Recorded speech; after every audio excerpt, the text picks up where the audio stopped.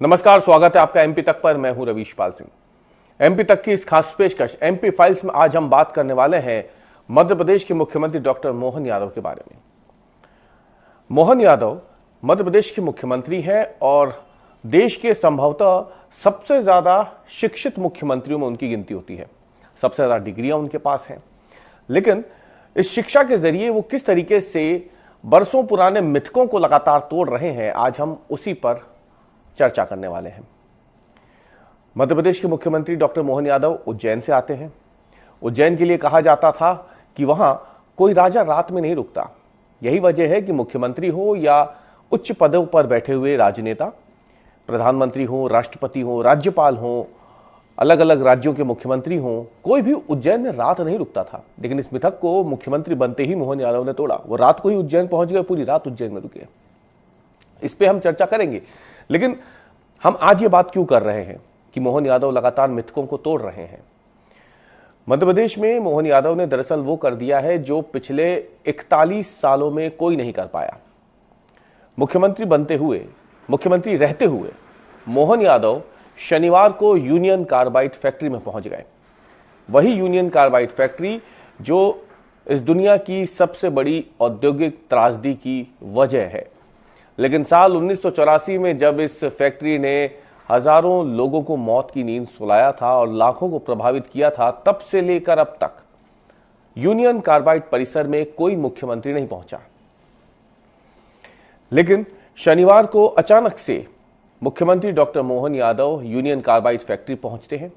वो पूरे फैक्ट्री परिसर का दौरा करते हैं और अफसरों के साथ इस जगह को कैसे एक स्मारक का रूप दिया जा सके, उसकी रूपरेखा भी तैयार करते हैं। आपको याद होगा, यूनियन कार्बाइड में पिछले साल तक 1984 में जो त्रासदी हुई थी, उसके बाद से कई टन जहरीला कचरा फैला हुआ था। सुप्रीम कोर्ट के आदेश के बाद साल 2024 के अंत में इस कचरे को उठाने का काम शुरू हुआ और 1 जनवरी 2025 की रात को यूनियन कार्बाइड फैक्ट्री से 12 अलग अलग कंटेनरों में यह जहरीला कचरा पीथमपुर पहुंचाया गया। साल 1984 के बाद से ही यह फैक्ट्री शापित मानी जाती रही। इसे लेकर के कई अफवाहें उड़ती रही। यह भी बताया गया कि यहां पे रेडिएशन जो है, जो जहरीला कचरा है, उसके चलते लोग बीमार पड़ सकते हैं और इसीलिए फैक्ट्री के आसपास पुलिस का कड़ा पहरा रखा गया था।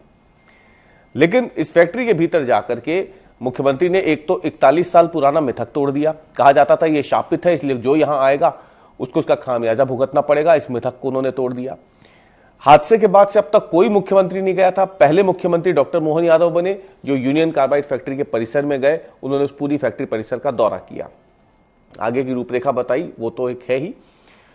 इसके साथ ही यह संदेश भी दिया, जिन लोगों को डर है इस बात का कि यूनियन कार्बाइड में जाना गलत है, वहां पर जहरीला कचरा है, नुकसान हो सकता है, स्वास्थ्य पर आपके प्रतिकूल प्रभाव पड़ सकता है अगर आप वहां घूमते हैं तो, यहां जाते हैं तो, इन तमाम अफवाहों पर भी मुख्यमंत्री डॉक्टर मोहन यादव के इस दौरे से विराम लग गया। क्योंकि मुख्यमंत्री के जाने से पहले जो सुरक्षाकर्मी है मध्य प्रदेश के, वो भी वहां पे लगातार विजिट कर रहे थे।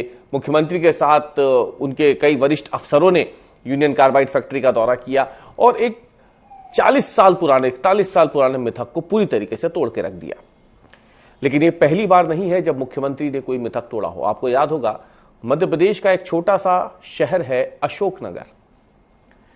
अगर आप मध्य प्रदेश को जानते हैं, अशोकनगर की कहानी को जानते हैं, तो आपको बता दें, अशोकनगर वो शहर है जहां पर मुख्यमंत्री रहते हुए कोई भी नेता जाने से बचता है। इस मिथक को तोड़ने वाले केवल 2 ही मुख्यमंत्री अब तक सामने आए हैं।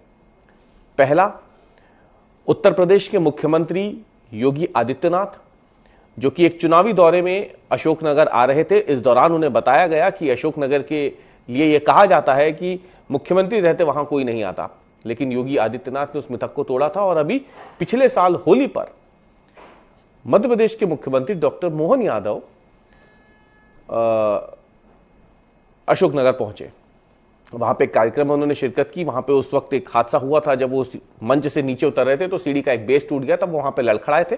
सुरक्षाकर्मी उन्होंने संभाला था। लेकिन इस बीच चर्चा उस मिथक की एक बार फिर से हुई थी कि अशोकनगर आकर के मुख्यमंत्री ने भी वो मिथक तोड़ दिया जो कि उमा भारती, बाबूलाल गौर और शिवराज सिंह चौहान जैसे कद्दावर राजनेता भी नहीं तोड़ पाए। ये तीनों बड़े कद्दावर नेता रहे मध्य प्रदेश के मुख्यमंत्री लंबे समय तक। शिवराज सिंह चौहान तो 16.5 सालों तक मुख्यमंत्री रहे, लेकिन इतने लंबे कार्यकाल में भी वो अशोकनगर नहीं गए।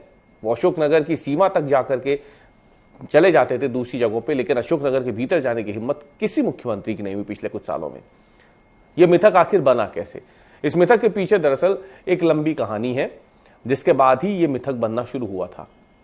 प्रकाश चंद्र सेठी से लेकर के तमाम बड़े ऐसे नेता अशोकनगर पहुंचे, बाद में उनकी कुर्सी चली गई और उसके बाद यह मिथक मजबूत होता चला गया कि जो नेता मुख्यमंत्री रहते हुए अशोकनगर आ गया उसकी कुर्सी चली जाएगी। लेकिन मोहन यादव अशोकनगर गए। हम आपको बताते हैं कि कौन कौन से ऐसे बड़े नाम हैं जो अशोकनगर गए जिनकी कुर्सी चली गई। आपको याद होगा कि सबसे पहले इसका सिलसिला शुरू हुआ था साल 1975 में। प्रकाश चंद्र सेठी मुख्यमंत्री थे, अशोकनगर गए थे और कांग्रेस के अधिवेशन में उन्होंने उस समय हिस्सा लिया था, लेकिन उसके बाद वो मुख्यमंत्री की कुर्सी पर नहीं रहे। यहां पे ये भी आपको जानकर हैरानी होगी कि 52 साल पहले साल 1975 में जब प्रकाश चंद्र सेठी अशोकनगर गए थे तो प्रकाश चंद्र सेठी भी उज्जैन के ही रहने वाले थे और मुख्यमंत्री मोहन यादव भी उज्जैन के ही रहने वाले हैं। यह एक अद्भुत संयोग है कि जिस उज्जैन के रहने वाले प्रकाश चंद्र सेठी की कुर्सी अशोकनगर जाने पर चले गई, उसी शहर से हिम्मत की है मोहन यादव ने मुख्यमंत्री रहते हुए अशोकनगर चले गए थे। कई ऐसे नेता हैं जिनके नामों को अगर हम देखें तो श्यामचरण शुक्ल का नाम है, तुलसी सरोवर का लोकार्पण करने पहुंचे थे वो 1977 में अशोकनगर। वीरेंद्र कुमार सकलेचा है, भाजपा के बड़े नेता, ये मुख्यमंत्री थे। कैलाश जोशी मुख्यमंत्री थे, अशोकनगर का दौरा इन्होंने किया था। 1983 की बात है, कांग्रेस की सरकार थी, अर्जुन सिंह राजीव गांधी के साथ अशोकनगर पहुंचे थे।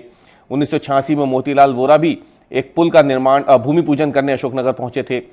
साल 1992 में सुंदरलाल पटवा और 2003 में दिग्विजय सिंह अशोकनगर पहुंचे थे। लेकिन इन सबके पीछे की कहानी आपको याद होगी। 2003 में जब दिग्विजय सिंह पहुंचे थे, आपको ये बखूबी याद होगा, ज्यादातर लोगों को ये जानकारी होगा कि साल 2003 से भारतीय जनता पार्टी ने मध्य प्रदेश में जो किला बनाना शुरू किया, कांग्रेस जो यहां से गई है, फिर वो मुश्किल से 2018 में वापसी कर पाई, लेकिन वो भी 15 महीनों में चली गई।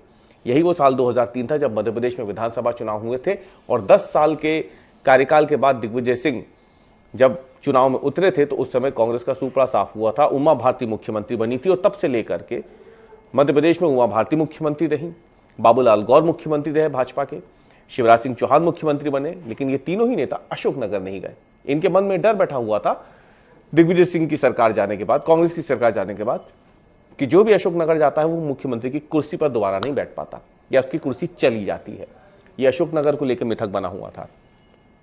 हालांकि इसका कोई बहुत पुराना इतिहास नहीं दिखता है, लेकिन बस यही किंवदंतियां जो प्रकाश चंद्र सेठी के समय से शुरू हुई थी और बाद में इतने बड़े जो नाम मैंने आपको गिनाए, मोतीलाल वोरा हो, अर्जुन सिंह हो, सकलेचा जी हो, कैलाश जोशी हो, पटवा हो, ये तमाम नेता जब गए बाद में इनका मुख्यमंत्री का कार्यकाल खत्म हो गया, इनकी कुर्सी चले गई।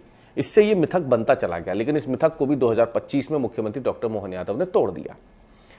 अब आते हैं मध्य प्रदेश के सबसे मशहूर और इतिहास में एक खास स्थान रखने वाले शहर उज्जैन की, जहां से खुद मुख्यमंत्री डॉक्टर मोहन यादव आते हैं। आपको याद होगा जिस दिन वो मुख्यमंत्री बने थे उस दिन सोशल मीडिया पे मीम्स की बाढ़ आ गई थी। सवाल पूछे जाने लगे थे कि उज्जैन में तो कोई राजा रुकता नहीं है, कोई मुख्यमंत्री रात को उज्जैन में नहीं रुकता, अब मोहन यादव क्या करेंगे? क्या वो अपना घर छोड़ देंगे या फिर वो अपना घर उज्जैन से कहीं और शिफ्ट कर देंगे? लेकिन इन तमाम अटकलों पर विराम लगा दिया जब मुख्यमंत्री की पद की शपथ लेते ही अगले ही दिन रात को मोहन यादव उज्जैन पहुंच गए। वो उज्जैन रहे और इससे पहले कि कोई सवाल पूछता उन्होंने मंच से ही कह दिया कि उज्जैन में कोई राजा रात नहीं रुक सकता, लेकिन ये बात राजाओं पर लागू होती है, ना कि घर के परिवार के बच्चों पर, सेवक पर यह बात लागू नहीं होती। और वहीं पे मुख्यमंत्री ने साफ कर दिया कि हम महाकाल के बच्चे हैं, बेटे हैं, सेवक हैं, ऐसे में हम पे ये मिथक जो है वो लागू नहीं होगा। और उसके बाद एक नहीं कई मर्तबा ऐसे मौके आए जब मुख्यमंत्री रहते हुए मोहन यादव उज्जैन में लगातार रात बिता रहे हैं। अभी कुछ दिन पहले ही वो अपने बेटे की शादी के लिए भी उज्जैन में ही थे, वहां उन्होंने रात बिताई। वहीं मकर संक्रांति पर्व पर भी मुख्यमंत्री एक दिन पहले ही शाम को उज्जैन पहुंचे, वहां उन्होंने महाकाल उत्सव का उद्घाटन किया और वो पूरी रात उज्जैन में रुके। अगली सुबह फिर वो उज्जैन से भोपाल के लिए रवाना हुए। ऐसे कई मौके हैं जब उन्होंने इन मिथकों को तोड़ा है। तो कुल मिला के कहना बस यही है कि मध्य प्रदेश में कई बरसों पुराने मिथकों को मुख्यमंत्री रहते हुए मोहन यादव लगातार तोड़ते आ रहे हैं। देखना अब यह है कि इन मिथकों को मुख्यमंत्री ने जब तोड़ा है तो आने वाले दिनों में या आने वाले समय में क्या कोई और नेता, कोई और राजनेता इस तरीके के मिथक को तोड़ने की परंपरा को आगे बढ़ाता है या नहीं। हमारी आज की पेशकश में इतना ही। कल हम फिर हाजिर होंगे एक नए मुद्दे के साथ। आप देखते रहिए MP तक।